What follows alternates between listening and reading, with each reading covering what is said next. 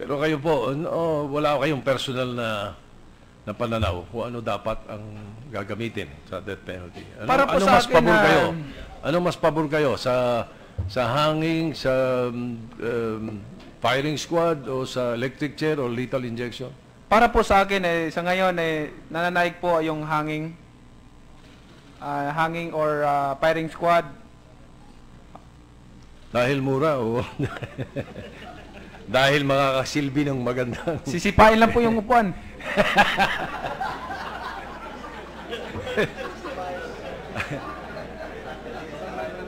Oo nga, kaya nga naisip ko na baka nga mura, no? Anyway, natutuwa din po ako. Pwede po nating sabihin na natumba lang yung upuan eh.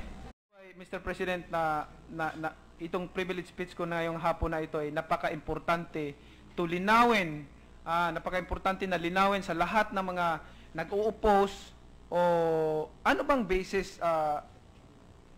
basis na why you opposing this death penalty?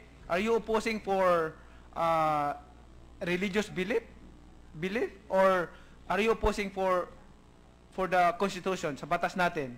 Gusto nating malinawan na sa Constitution natin, allowed naman yan. Even in the Bible, allowed naman yan.